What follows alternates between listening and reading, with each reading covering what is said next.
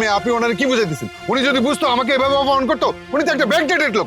Backdated লোক না হলে এভাবে জনসমক্ষে আমার ঘুষ নিয়ে কথা বলে? এই সাবধানে কথা বলবা। খাও ঘুষ আবার বড় বড় কথা বলে। আমি একটা ভালো র্যাঙ্কে চাকরি করতাম, বেতন অনেক পেতাম। সেই বেতনে আমি আমার বউ বাচ্চা নিয়ে, সরি বাচ্চা হয় নাই, আমি বেশ ভালো ছিলাম। কিন্তু দুঃখের বিষয়, আমাকে বারবার চাপ প্রয়োগ করা হচ্ছিল। আমি কেন ঘুষ খাই না, ঘুষ আমাকে খেতেই হবে। আমি বাধ্য হয়ে আমি চাকরিটা ইস্তফা দিয়ে আমার বউয়ের গহনাগাটি বিক্রি করে আমি গড বিজনেস শুরু করেছি। বাবাজি, বুঝতে পারছি আপনার পরিচয় সব পেয়ে গেছি। এবার একটু থামেন।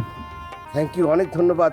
কিন্তু এটা বিশ্বাস করেছেন তো যে ঘুষ খাইনি, ঘুষ খাবো না বলে চাকরিটা ছেড়ে দিয়েছি?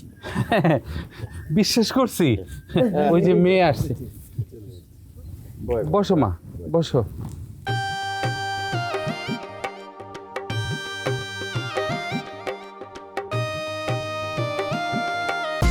নিন মজাদার গোলমার্ক পপ, কুরমুরে বাইটে ফুরফুরে লাইফ। মাশাআল্লাহ, মেয়ে আমাদের পছন্দ হয়েছে। আমি ছেলে নিয়ে আসছি। ভাইজান যদি ছেলের পছন্দ করে তাইলে আজকে দিন তারিখ ঠিক করে যাবো। ছেলের সাথে আমি একটু কথা বলতে চাই। চাচা, আপনি কি ছেলের সাথে এইখানে কথা বলবেন না ভিতরে যা কথা বলবেন? না না, এইখানেই সবাই সামনেই কথা বলি। তো বাবাজি, তুমি কোন পোস্টে চাকরি করো? জি, আমি অফিস সহকারী পদে চাকরি করি।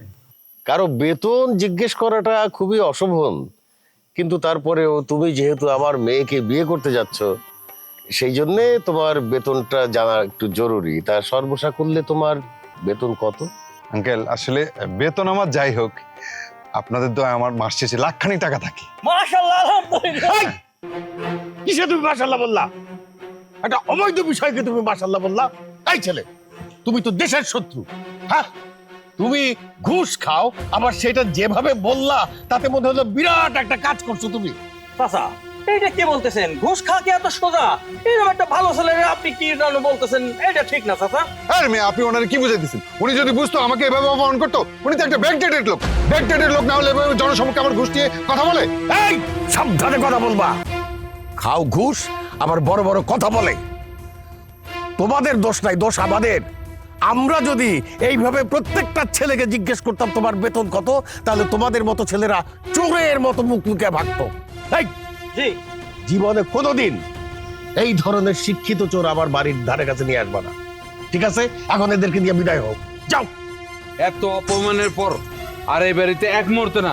চলো চল ঘরে চল, চলেন। চলো ঘরে চলো, আসো চলো।